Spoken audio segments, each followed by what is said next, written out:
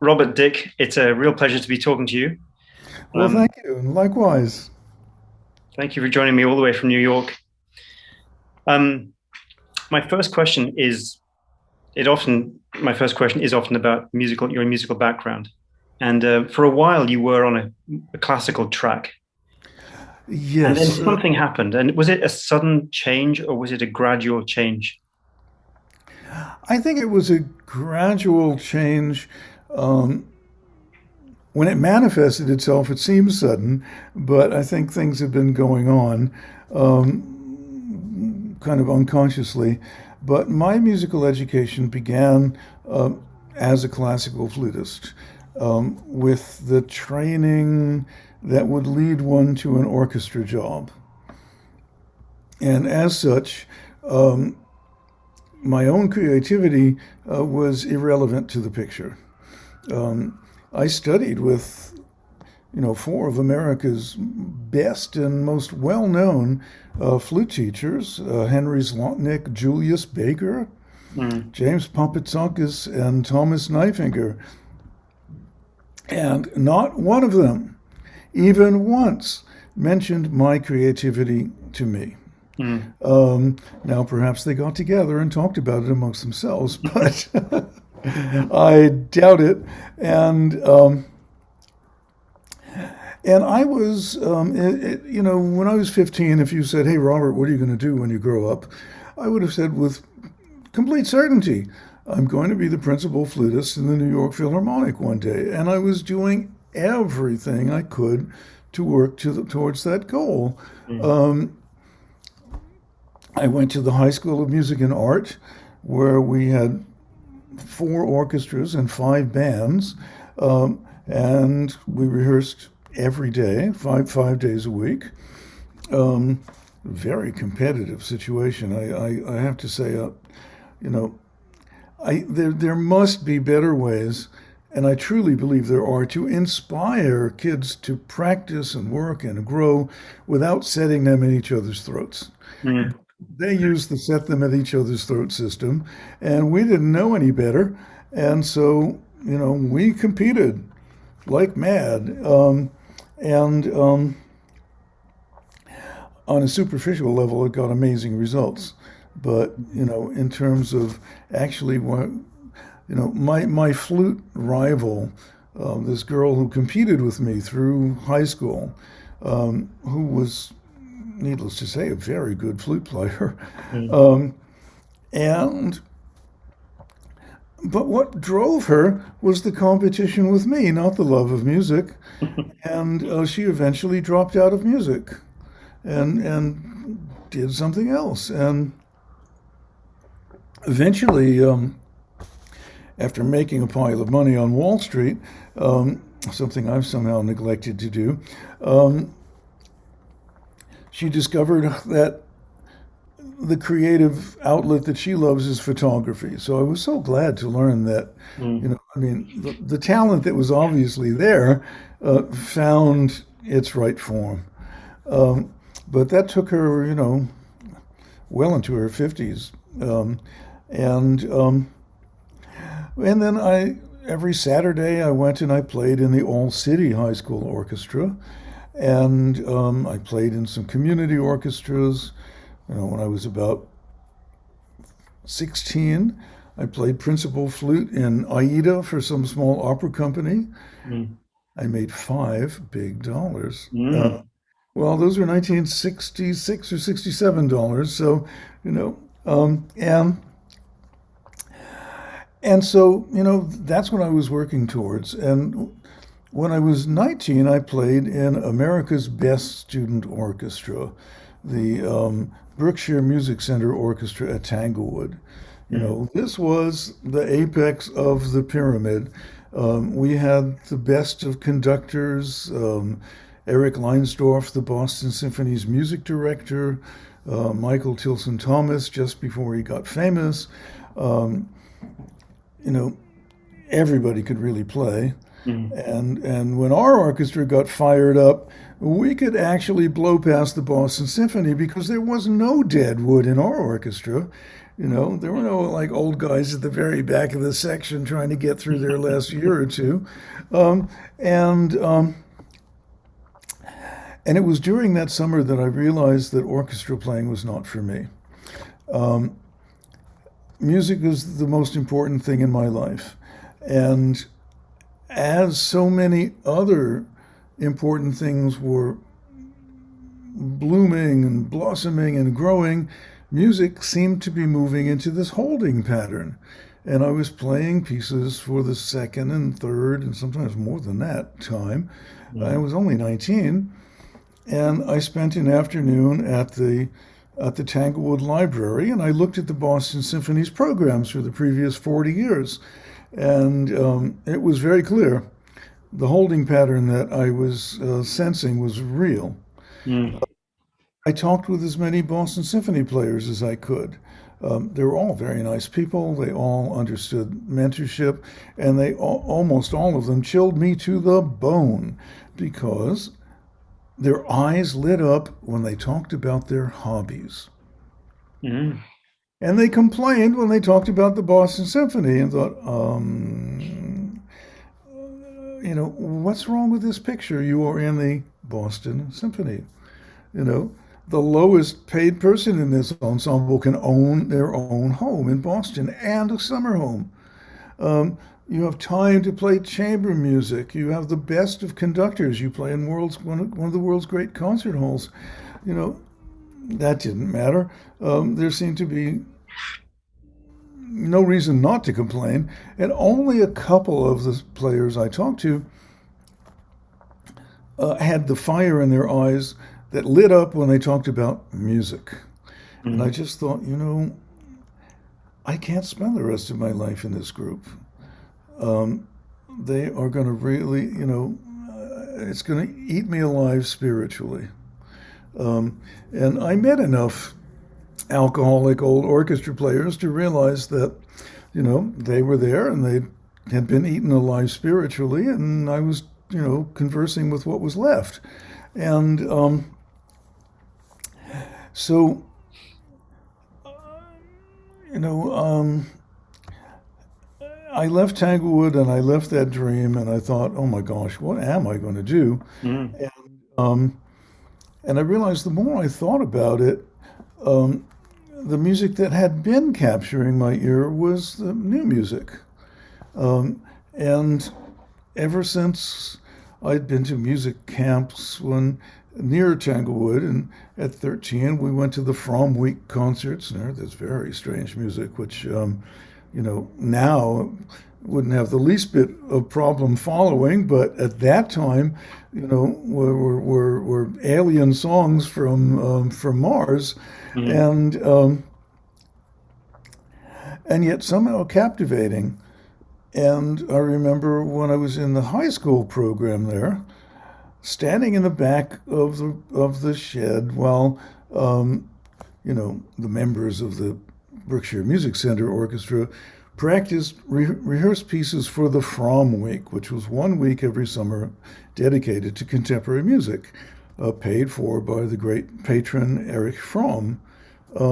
And there would be pieces that would have some new sonority, and it would sound awful, and they would make awful faces.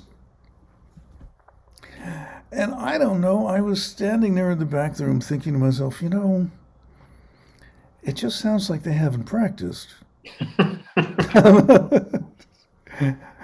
You know, so I, somewhere inside, the decision was already made, like, okay, I was going to be the guy who practiced. You know, I mean, we all know about that from classical music. That's one of the good things we get. Um, and and so I kind of, you know, the next evolutionary step was, okay, I'm going to be a flutist playing recitals of contemporary music. And I really believed at that time that the best of new music, given the best of performances, would win the day, and that one could build a big international career. Um, I had not yet banged into the reality that the classical audience just doesn't have the actual mental and emotional capacity to challenge itself and listen to new music, that it's only a very small component of that audience that is willing to.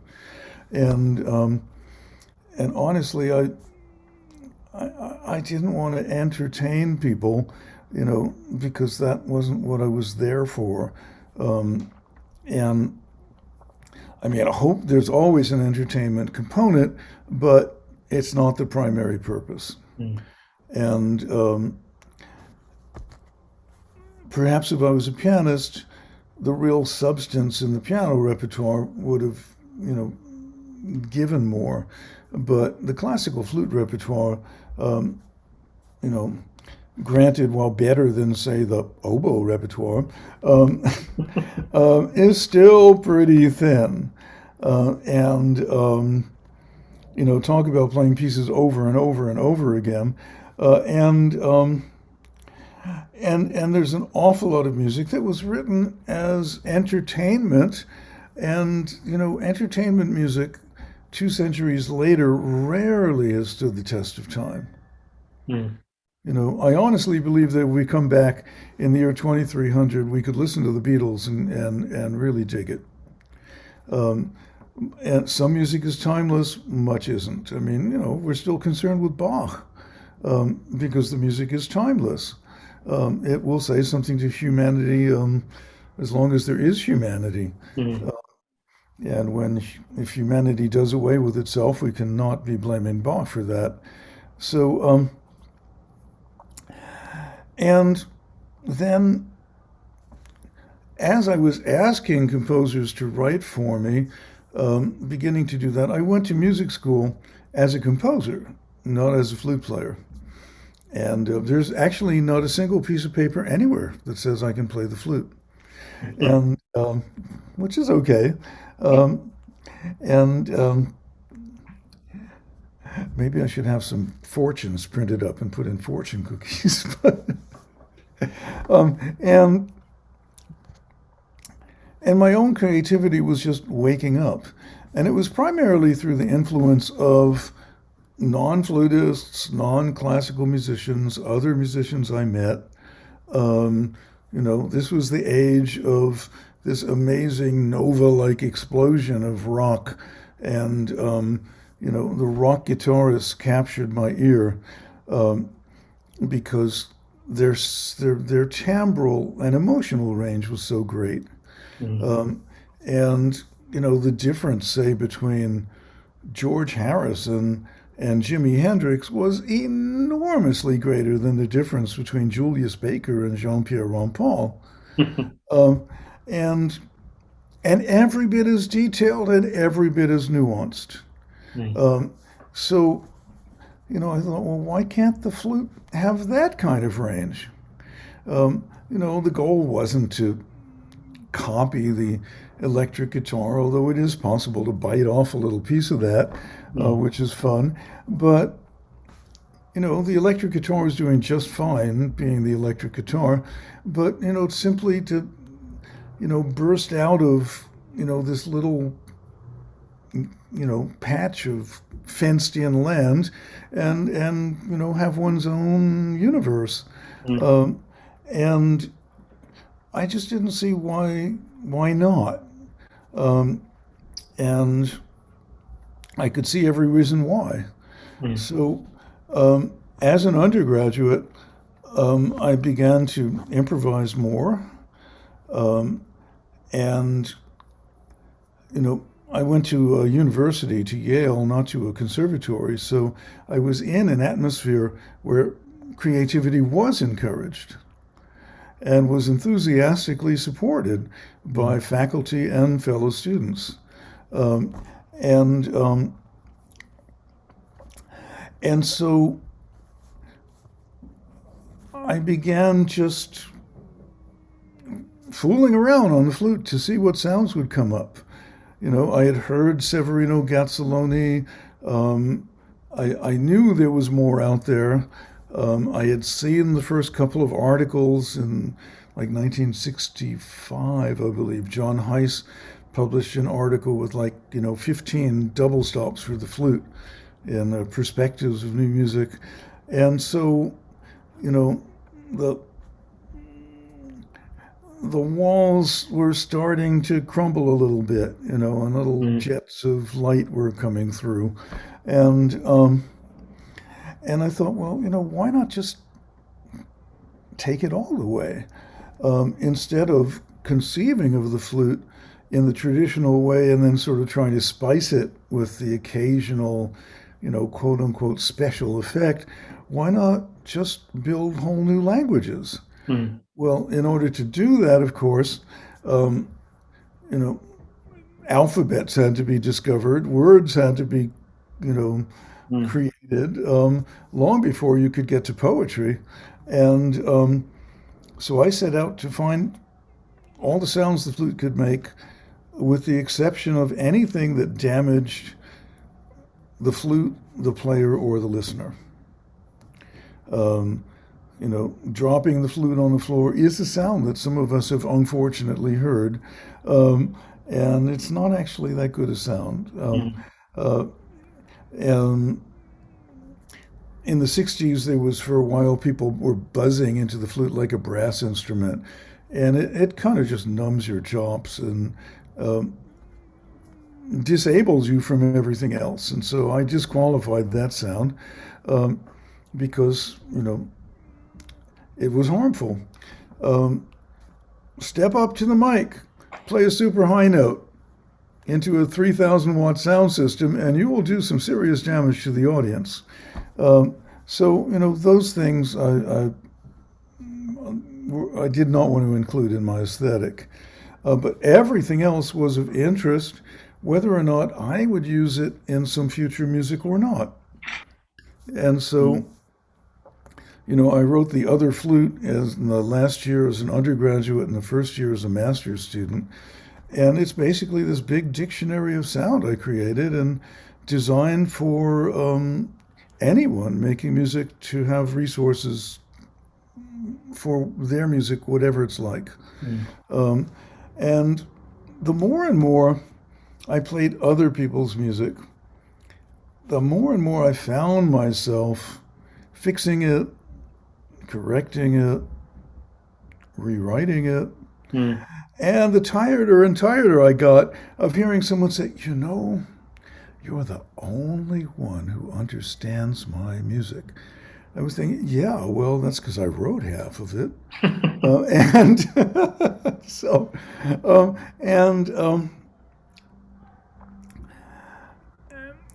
and yet, you know, this urge to just do more of my own got stronger and stronger, and I was meeting other players with a like-minded aesthetic, some of whom came from like the jazz background, like the great soprano saxophonist Steve Lacy, who's a Mm. huge, a huge mentor, huge influence, and who could also play free music incredibly.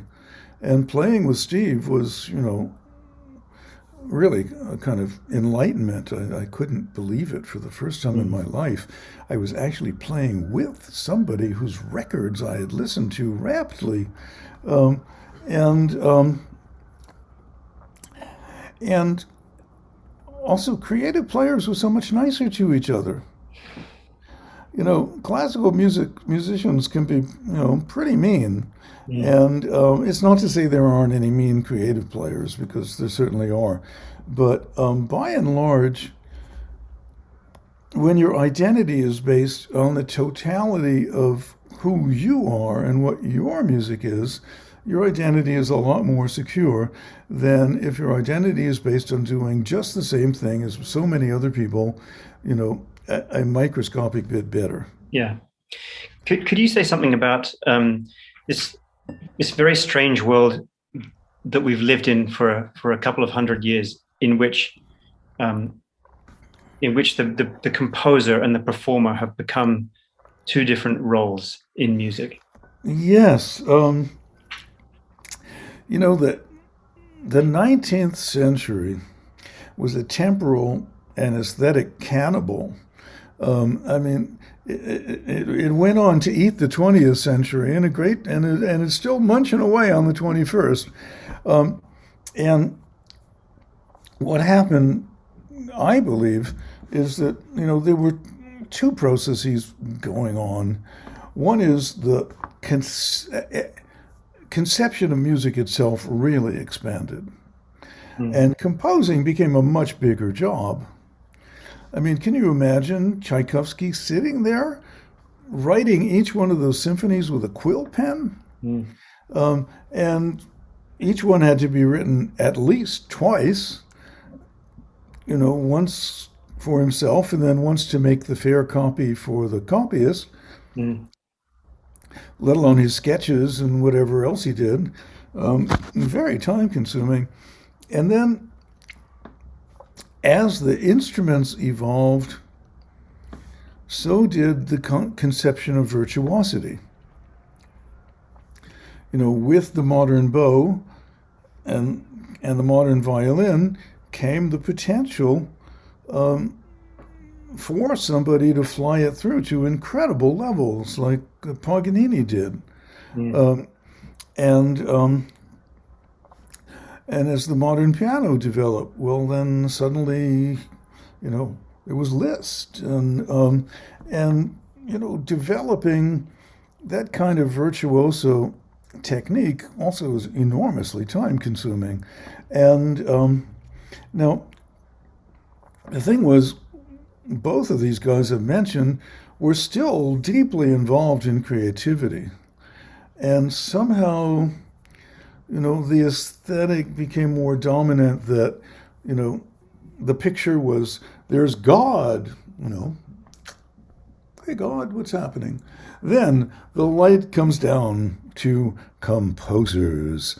And then the rains come down to the minions. And, when I was a music student, I heard all this, you're a servant of the composer.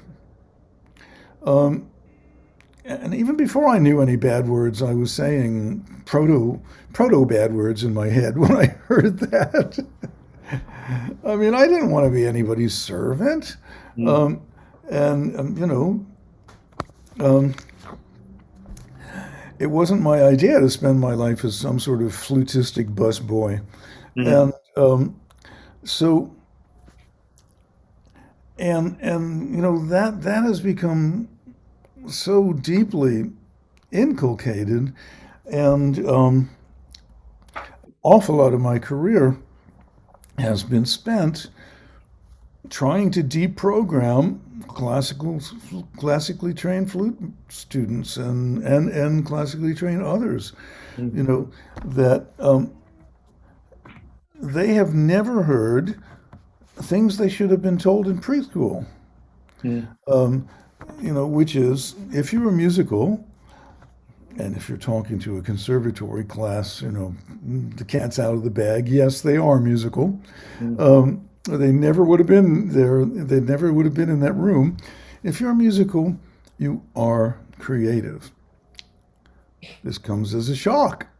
And, I said, look, that thing inside you, that essence that makes you love music.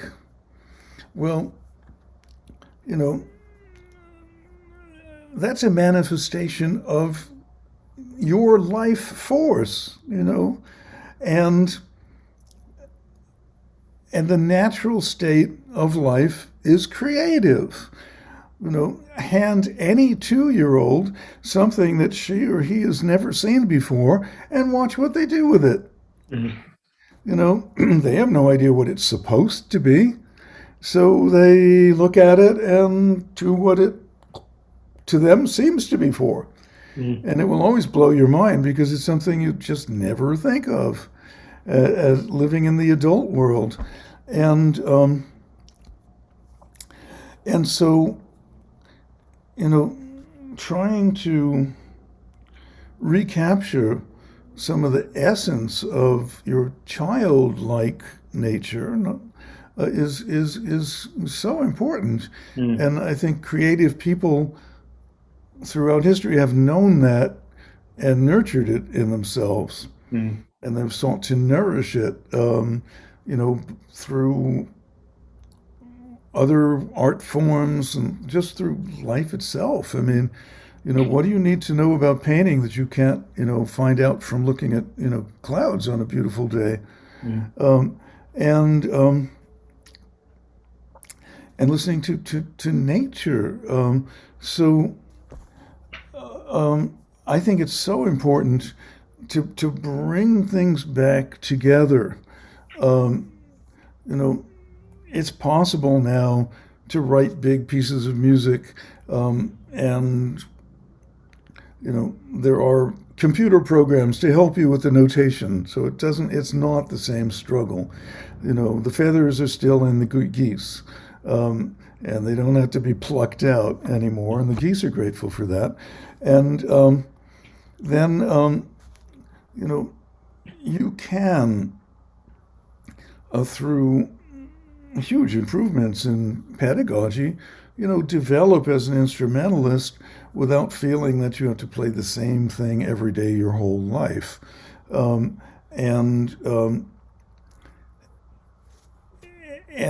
what I often explain in composition seminars and in instrumental master classes, that look, as an classical instrumentalist, you get this score. It's the surface. It's not the music, it's just the surface. It's a code for what the music is. The notes are not the music. They're a code to enable you to find the music, and that's your job. Mm-hmm. You need to travel to the place, and find it. Why is it there?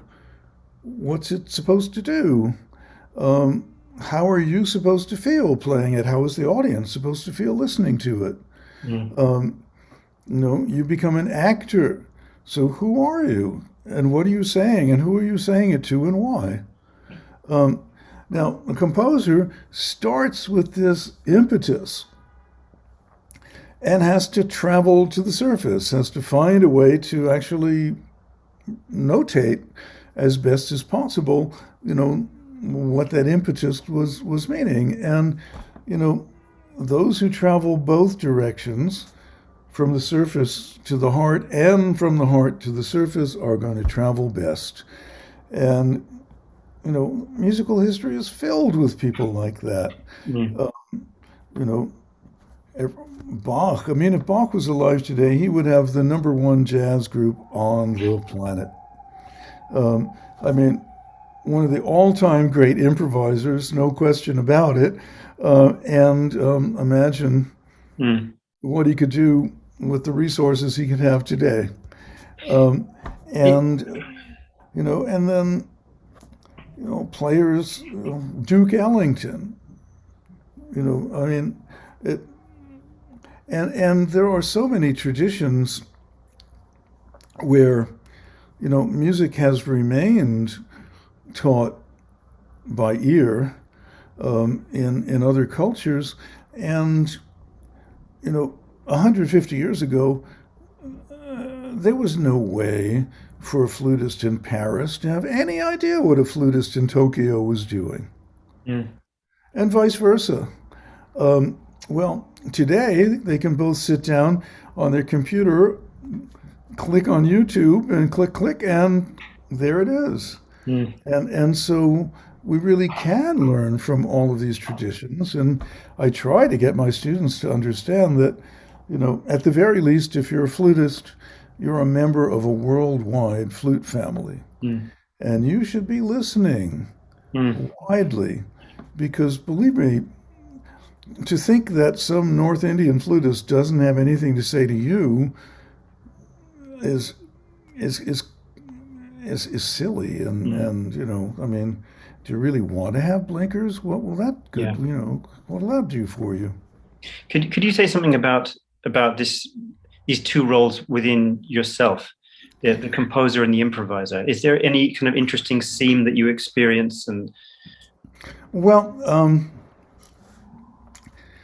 yes, in that it's very rare for me to have a piece fall out of the sky and and just like madly write it down.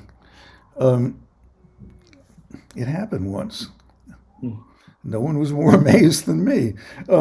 But for the most part, when I'm putting pencil to paper, it's like I'm hewing this right out of you know the rock of Earth, and it's not easy. And I write and I erase and I write and I erase. I go through a lot of self doubt. My process is actually pretty angst ridden. Ultimately, though, there's suddenly, well, not suddenly, but there is a piece where there was not one before. Mm. And that is a wonderful feeling. Mm. And every time you go like, oh God, what have I been through? And um, so in the composition process, because it's free of the flow of time, you can spend unlimited time on the tiniest little detail. And one of the perils of that is that you can really lose the sense of where it is in the scope of the piece. Mm. Improvising, well, we're going edge to edge in real time, no matter what. Mm. And so, you've got to have, a sense of the bigger picture. And good improvisers are, aware of the immediate moment and the intermediate and the long range. Good composers are too, and maybe, I'd be the first one to say there are composers who are more skilled than I in the process of getting it down on paper. And so,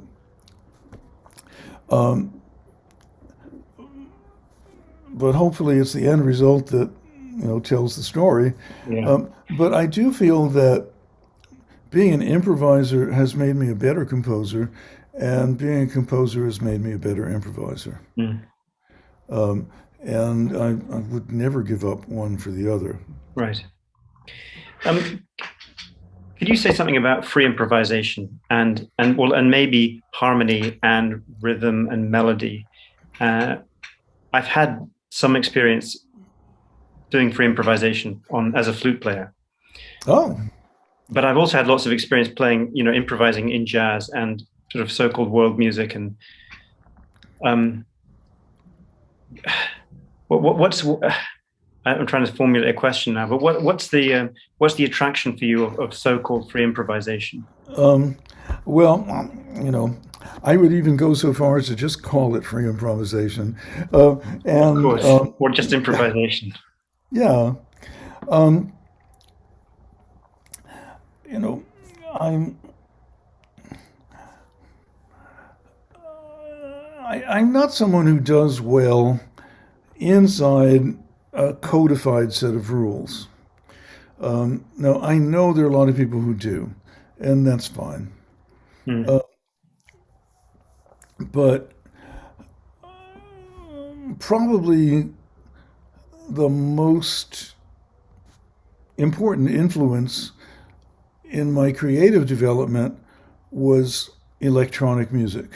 Mm. Studying electronic music and listening primarily at that time to the really kind of early electronic music, and the idea that you know you could go anywhere, and in fact that you started with nothing. Mm. I was amongst the last to study electronic music before the synthesizer, and you know when you walked into the studio, the only thing you knew that you could do without having to delve into the technicalities of it was turn on the lights. Mm. But then when it was time to make your first sound, every decision had to be made. Mm. And I loved it. And it changed, you know, all of my ideas about what an instrument could be. Because again, the seeds were there, but electronic music is what blew it open. So, for example, Here is a bundle of assumptions.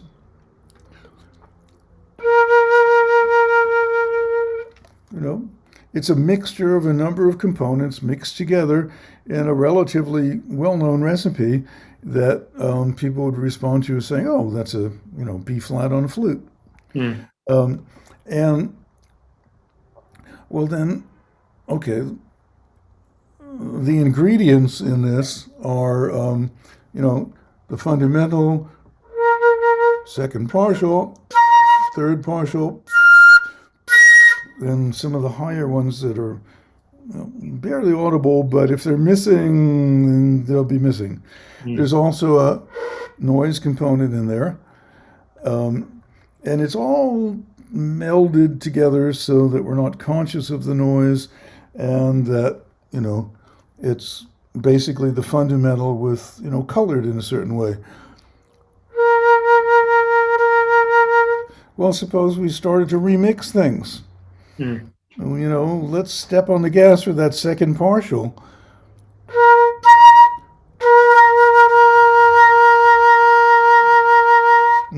Playing the flute in octaves. Mm. Or you could fade through from one to the other.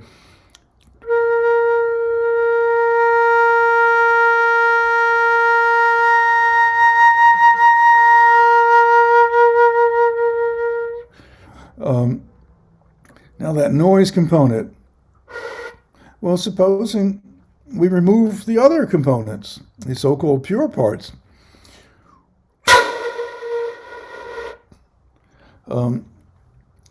And then there's even the assumption that time appears to go forwards. Well, maybe time can appear to go backwards. So instead of go,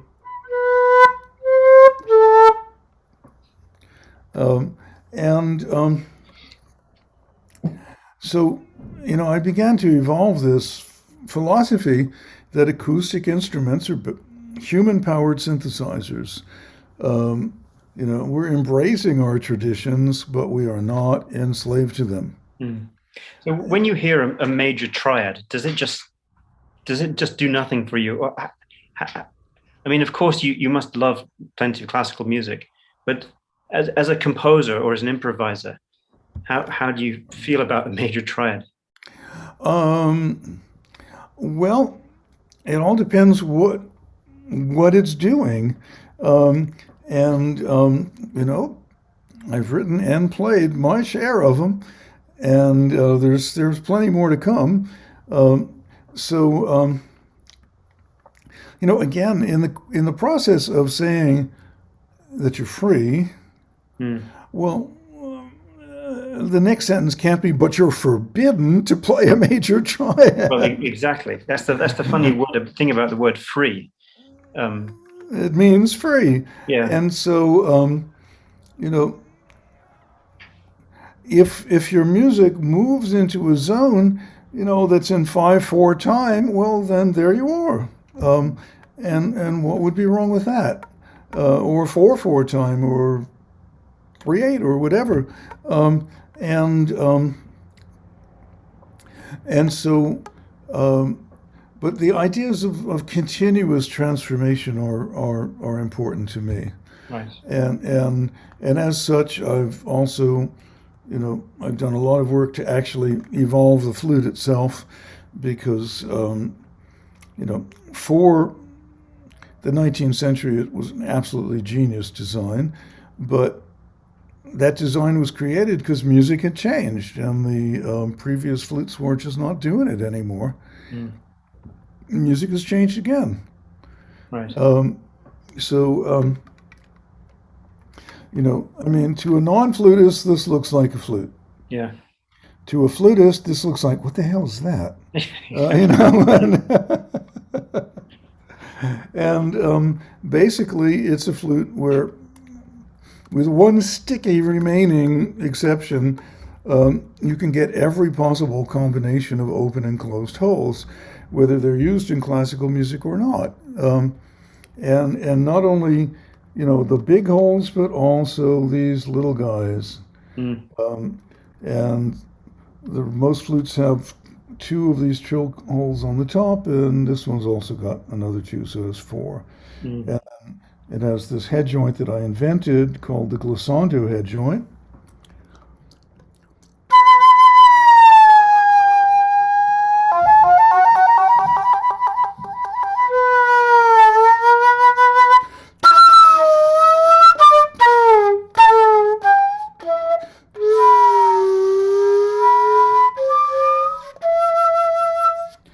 And and so, the idea is that the person shapes the music, not the instrument molds it. Mm. We talked about jazz improvisation a little bit before we started recording. Yeah.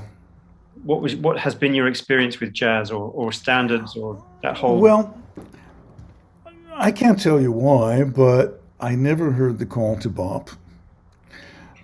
I never, I know people love those standards and play them great. And when it's time to play standards, the best thing I can do to help out is to head to the bar, have a drink, and be a part of the appreciative audience. And I'm good at that. So so. Name the tune. I don't know it. Call those changes. You'll find me at the bar. Right. The exception of like three chord blues, which has captured my heart on a very deep level,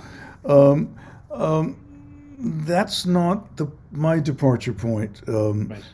creatively. Right. And maybe it's a consequence. No, maybe it actually is, I think, a consequence of the lack of harmonic knowledge that took place in my early musical training. Mm.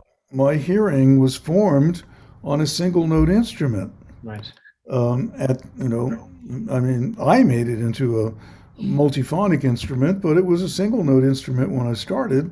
And I wasn't the only one in that effort, but it's fair to say I did the biggest part of it. Mm. And so I don't hear music really from a bass line through harmonies to the melody. Instead I'm just hearing something this kind of cloud of sound with things emerging from it. Right. And then I'm following my emotional trajectory through that. Mm. I mean, I do think the best of music is definitely driven by emotions through a powerful intellect and a very physical sense. Mm. And so, many classical musicians don't understand new music. They think, oh, it's all intellectual. Mm. Well, maybe the worst of it is, and there's bad music from every period. Mm. I mean, if you play the flute, we can call Joachim Andersen to the stand to testify about great volumes of really third-rate music. Mm. And he can bring all his friends too.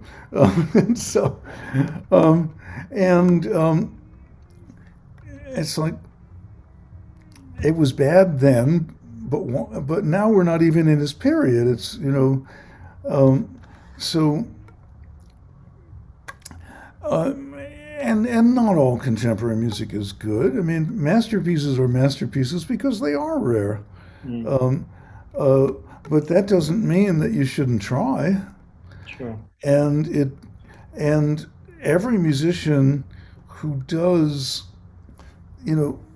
something for her or his creativity on a daily basis is going to find their interpretation of classical music, for example, is deepened immeasurably. Mm. I mean, if you can play, start a phrase, make it go somewhere, do something, and arrive someplace that, is logical and emotionally fulfilling. I know that description sounds more complicated than it is. I mean, for example,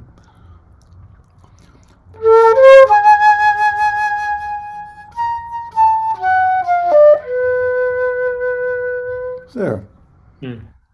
That went somewhere, did something, and arrived someplace. Well, then when you look at the way a master like Debussy did it, you go like, oh, I get it. Mm. And so much of classical musical education goes from the instrument to the music. But the music was meant to go from the music to Mm. the instrument. This brings me to my final question, really, which is about education. Um, let's say students who are 11 years old and are starting to play an instrument. How could their teaching be different? Because so much of it is, open the book on the first day and they're just deciphering codes for the Oh, next few years. yes. Speaking of education, my education as a classical flutist did not hold my development as a musical artist back more than 15 to 20 years. I mean, I'm old enough now to feel like, whew, well, I survived. Yeah. But, you know, um, I think that playing by ear should be part of every lesson. Now, some kids are going to do it much more easily than others, but that's part of the teacher's job to have the patience. Mm. And I mean, nursery school teachers do a better job in that sense because everyone is going to go, Mary had a little lamb, And it's not written down on the blackboard, me, re, do, re, me. And so, and I think the idea of, tell you what, we could start making a little thing together just for fun. I mean, and the critical thing too is, because classical students don't do it, creativity is a zone of fear, if not terror. Mm. And when I've tried to get, I mean, I've met countless, conservatory graduate students who have never played a note of their own in their lives. And, well, you can hear it in every note they play, of Brahms or Bach or, you name it. There's something missing. Mm. And what's missing is them. And their education failed to include them. Mm. So, even something as simple as, okay, I'll play a note. You play a note. Boop. Okay, I'll play a note. You play a note. Boop. And the first exercise I often give classical students, it has to be fear-free. Mm. And so it's a little exercise. It's called, what's next? And it's very simple. You pick any note at all, and you can do it arbitrarily if you want. I mean, you can say like, today's note is F. So you play an F and hold it out.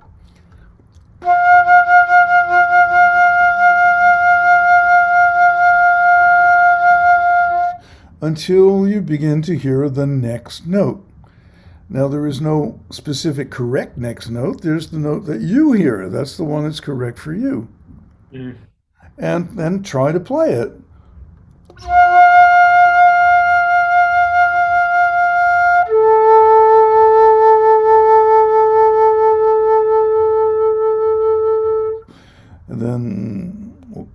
until you hear the next note.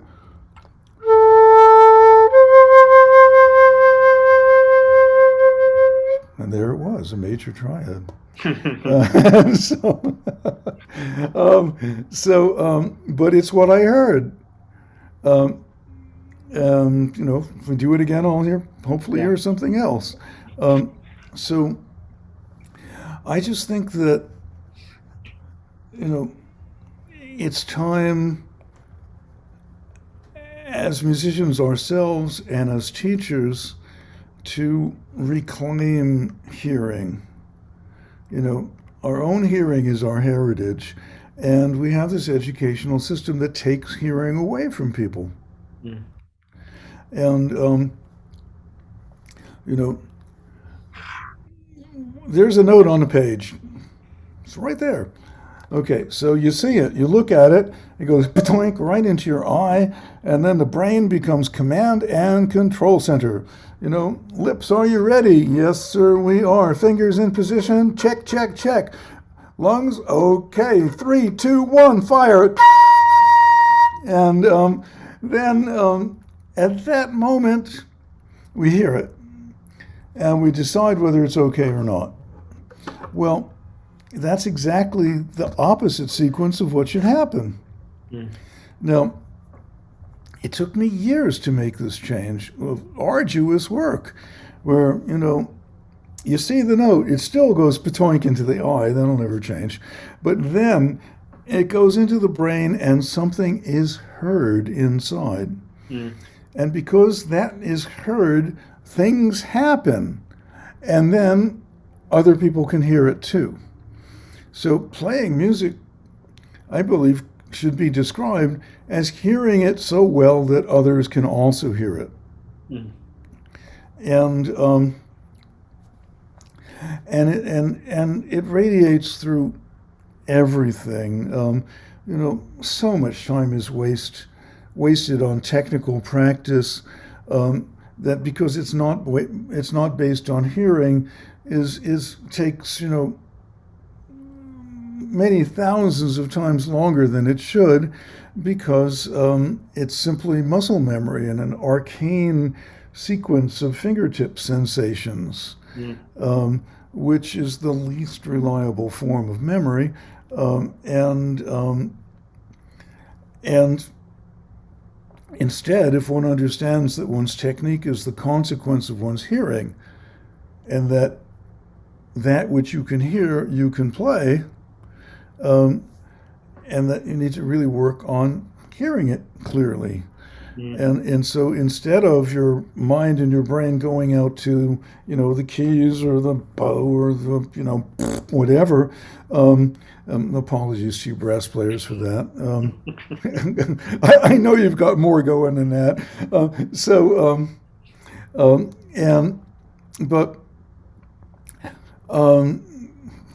There's one out there going, well, no, we don't actually. Well, you do.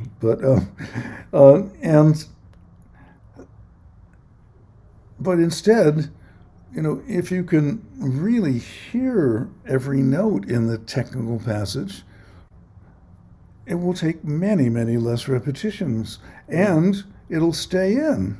Mm. I mean, every classical student, since the dawn of time, being taught the kind of rote way that European music has primarily been taught, had the experience. You got some hard passage, and you go like, okay, time to do this. I'm going to play it 50 times right now, and you do. And by the 50th time, it's sounding pretty good. Then, all right, back to the beginning of the piece, and you play through the piece, and you come to the passage, and it's as if you have never played it before in your life. And you go like, what? I just did that thing 50 times. Where did it go? Well, it went nowhere because it came from nowhere. You were practicing the wrong thing. You weren't practicing music. Mm. You were practicing a sequence of fingertip sensations and perhaps some, lip instructions. But if you would learn the sound, by singing the music in your head as you played it. Mm. And and that's a marvelous way of solving the range problem of on the flute there are a lot of notes that I can't sing, but I can hear them, and I can create the resonance for them because I can tune them in my throat to a lower octave, and that will work just fine. Um, and and so I've walked countless students through this, who go like, it's like a miracle. I said, no, it's not a miracle. It's it's music. Well, okay, it is a miracle. It's music, uh, but if you learnt the sound, not the feeling, you've actually learnt what it is that you want to play, and the audience hasn't showed up to watch your fingers. They came to Mm. hear. So I think there's a lot of inertia to overcome, and I think a very deep problem is the fact that so many instrumental teachers have been taught through the system that we know, um, and have not themselves found their inner musicality, um, and so they have no idea how to begin teaching. I have a friend who's trying to introduce this throughout one of the music colleges in London, and he said, but I was talking to this like petrified oboe professor. She says, well, but I wouldn't even know where to begin. So maybe the answer is, you know, with your primary instrumental teacher, you do what you can. Mm. If they can work with you on your hearing, wonderful. If they're basically an instrumental teacher, okay. But then in another class that has to be treated as equally or even more important, there's one about your musicality. Mm. And as long as the priority is still, look, oh, that's okay, that's fine, but really practice, just practice that just you got to really just play your instrument well. That was what was always whispered to me when I asked questions about, well, what about learning this piece, the rest of it. Go, all you have to do, practice, you'll be fine. Mm. And so I've been on the jury of a lot of competitions over the years, and it's very difficult to fight for the most musical person. Mm. Often, I mean, very often the winner is so obvious. There's someone playing music, and there's three people playing the flute. Mm. It's called a young artist competition, not a young fingers competition. And well, why aren't we supporting our young artist? And so many of my colleagues, professors in major and minor music schools, completely don't get it, Mm. because they think what you need to do is, this technical perfection to prepare for an orchestral audition. And, that's its own little special zone. I almost never coach anyone for orchestral auditions because I feel there are people who can do it better than me. Mm. Although I have one student who asked me, would I do it? And so he wants to audition for a Navy band. It's one of the few really good jobs that a young musician can get in America, sad to say. $60,000 a year plus incredible benefits and education and all kinds of wonderful things. And well, he got through round one, and he's an alternate for round two. That's still considering he's coming from a very minor school, and the big guns from Juilliard have got to be auditioning for that job as well. He did okay, and I'm just hoping that he can make it to the second round. And I had a conversation with a member of the New York Philharmonic, one of the senior members, who's been on countless audition committees, and he says, these young hotshot players we hire who play so fantastic and so perfectly, when it's actually time to really play the music, they don't play. And I said, well, that's because you eliminated the people who would. They weren't lying to you. You explained to them through reality that what you wanted was clinical technical perfection. And they molded themselves into that for you, and some of them did it well enough to get a job. So now you expect them to suddenly become artists after you have done everything to iron the artistry out of them? There were others who came to the audition who, perhaps were not as technically perfect, but who had a lot more soul. Well, and you zapped him. So, and he got it, he really did. But he said, I think the inertia in the system is so heavy that it's really essentially unchangeable. And that's not true everywhere. I have a friend who's principal flute in the Vienna Philharmonic, and he is a real artist. Karl-Heinz Schutz is his name, and what a great musician and a great flute player. And but the Vienna Philharmonic was looking for, a great musician who all happened to be also a great instrumentalist. So if you're looking, they're there. But I think from the very earliest stages, creativity should be the part of everybody's musical day. And I encourage people to say, look, if the word improvisation scares you, don't use it. Fooling around. Fool around a little bit. Take your piece and goof on it. Right? Don't tell me you haven't gotten frustrated at Jolivet sometimes. Take it out on him. Make fun of it. And no, let's not take ourselves so seriously. We're going to take our art really seriously, but let's not take ourselves so seriously that, we daren't take any chances, and we daren't, let ourselves crack a note. We daren't, play something that, it didn't work out, Not every phrase I've played went everywhere good. Some of them crashed and burned, and some of them simply expired. I sent the, what would it be?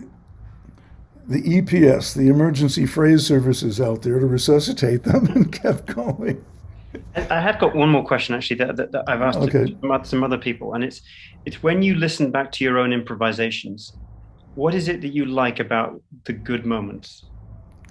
Well, first of all, I hope at this point in my life that I'm making good statements, and something that's cogent, and what I like best is that it's clear that I'm not thinking about myself.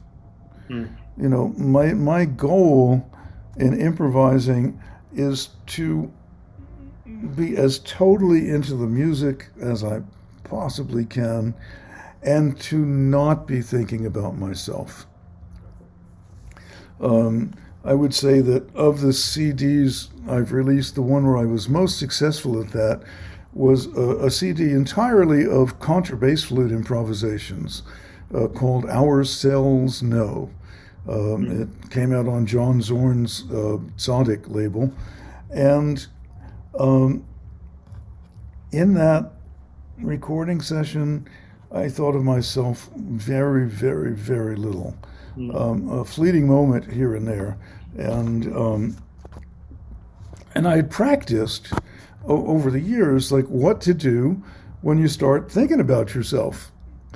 And the practiced response, no wondering about what to do. You know what to do. Now you just have to do it, which is to sing the music in your head really loudly. And the words will disappear.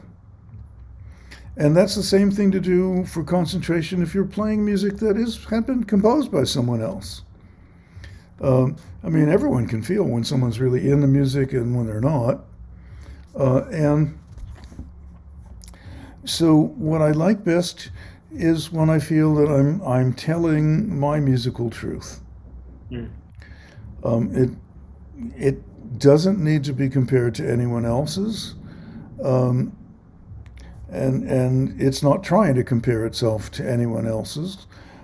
And I'm just trying to tell my musical truth. Mm. And when I succeed, that means the world to me, and I'm happy when I hear it. Mm. And when I don't succeed, I'm miserable. So, Okay, well, I'm definitely going to check out this contrabass flute album and listen yes, to and it. if I may so say, it has truly the most beautiful cover. If you have half a second, I'll get it so people Yeah, can see it. Um, and it has this, whoops, you know, this little sleeve on it, mm, which can come off. And there is this wonderful painting there, and there's one on the back. beautiful. And yes, and I'm particularly excited about it because my daughter made those paintings when she was about 9. Uh, Wow. yeah, and so creativity is manifesting itself in the next generation through art. Um, and and I'm also so like almost jealous. Like, oh, wow, you just went to creativity directly. You didn't have to go ya da dee dee da da da da. So and so she wants to be a painter, and I think it's the greatest thing. Mm, fantastic. So her name Listen, is Leonie Schlicht, and you've heard it first here. okay.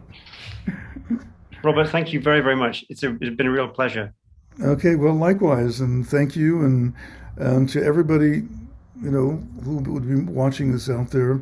Remember, you are creative.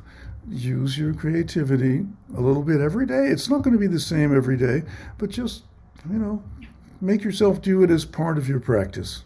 Right. Thank you Okay, so much. That's a great thanks so message. much. Okay, Take care. okay, bye bye. Bye.